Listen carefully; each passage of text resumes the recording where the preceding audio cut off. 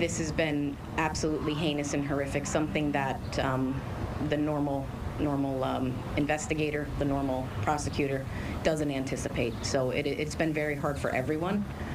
The innocence of the child, the brutality of the act.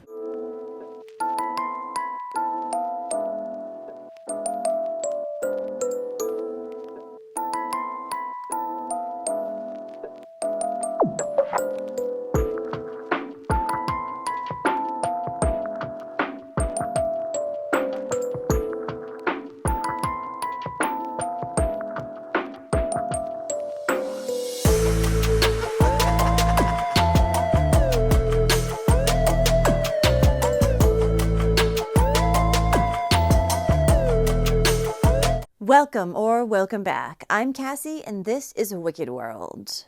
If you haven't checked out the channel on Patreon yet, then make sure you do that, because then you'll have access to more than 30 exclusive videos with new ones being added each month. And your support really helps out the channel, because YouTube likes to demonetize many of the videos that I post here. Now, the story I have for you today, like so many others, is an absolutely appalling one. However, it didn't get much media coverage at all. And this little girl's brother wants to make sure that her story gets heard. So as he says, everyone out there knows things like this cannot happen. This is the story of Josefina Cunningham.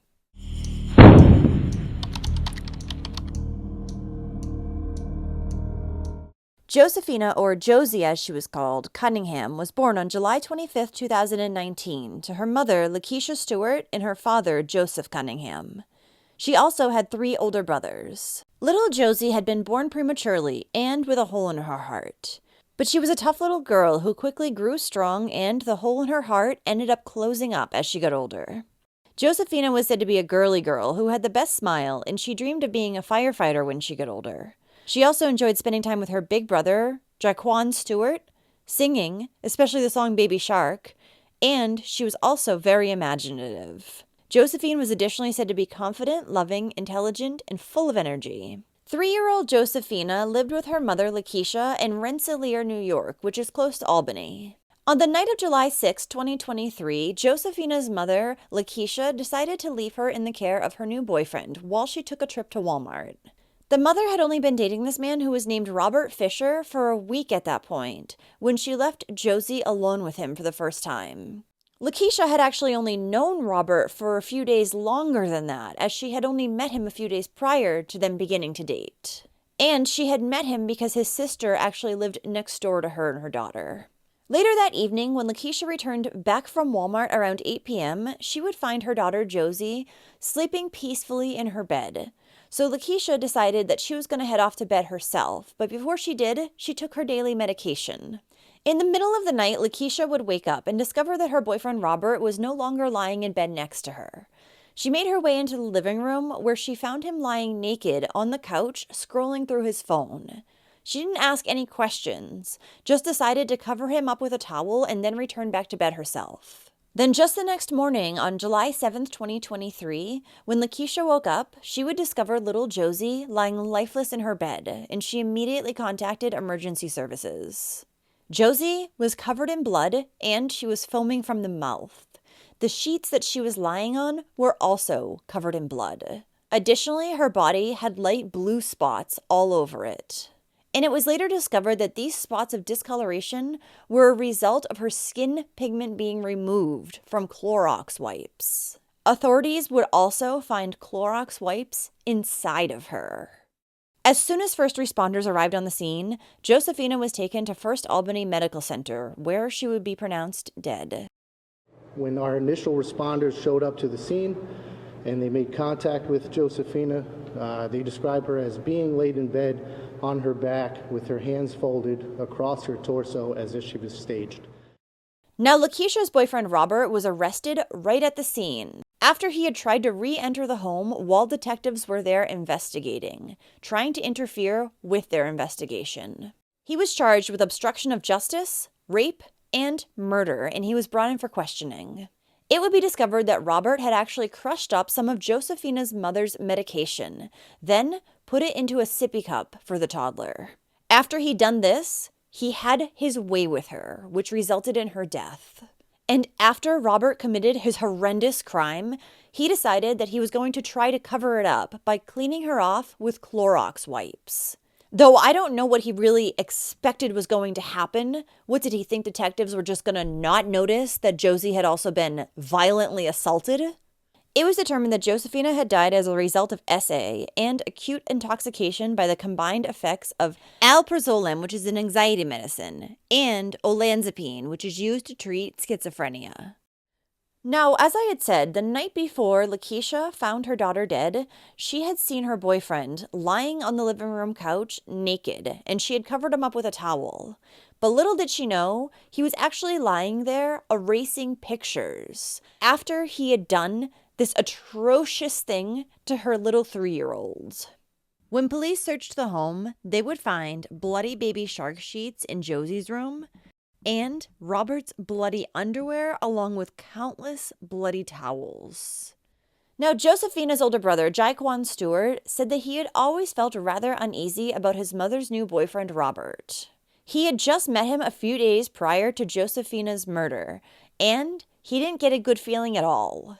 Jaquan said, "Something felt a little off inside when I first met him. It was a little off. I just felt something in my gut. I never saw my mother with a white guy before. Maybe that's why. But I never spoke to her about her relationship. It was like she was hypnotized. She was too deep in love with him. It was actually kind of strange." His concerns had grown even further when he had found out that Robert associated with a known sex offender. Following Josefina's death, there was also a woman named Mary Ann Moses who came out and spoke about Robert. She said that she had known Robert Fisher and his family for decades, and Mary Ann had offered Robert a temporary place to stay when he had gotten paroled in 2021 for an attempted burglary charge. She thought that he was on the right path and let him live with her and her family. However, she had caught Robert cornering a child in her home, and she had immediately contacted police and had him removed from her house that very day.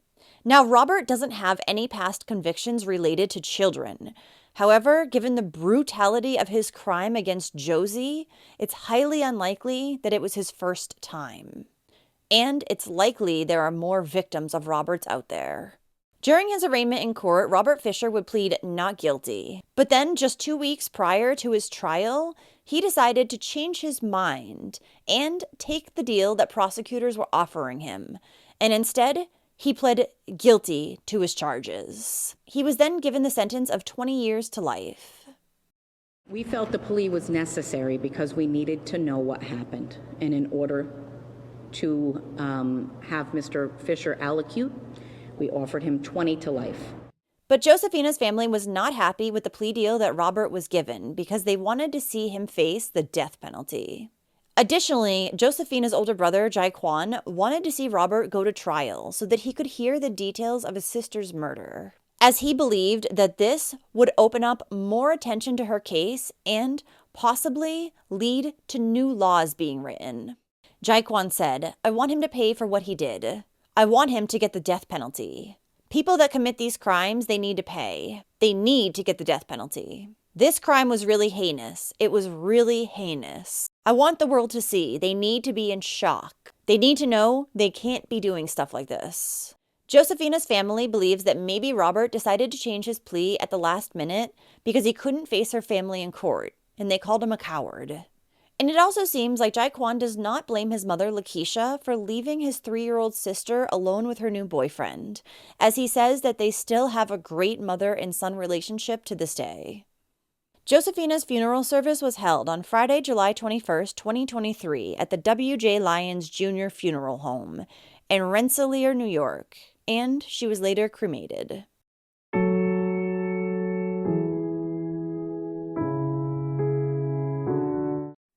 Well, thank you for listening to all of Josefina's story today.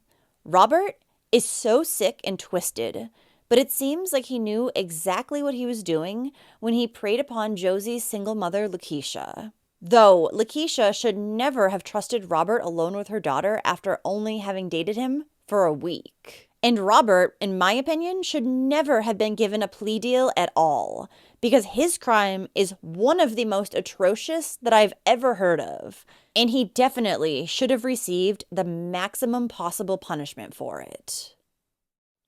So if you like true crime and you want to hear it from me, then don't forget to hit that subscribe button below and turn on your notifications too, so you'll know when I upload a new video, which is at least twice every week. Thanks for watching A Wicked World today. Until next time, take care, guys. Bye. Thank you to all the patrons of A Wicked World. Now, there's even more of A Wicked World on Patreon. So check it out at patreon.com/awickedworld or use the Patreon app. You'll have access to exclusive videos each month and more. Any support truly helps to make sure the victims never get forgotten and to highlight the shortcomings of society associated with each case. Do you have a suggestion for a case you'd like to see me cover? If so, send me an email at awickedworldtruecrime@gmail.com.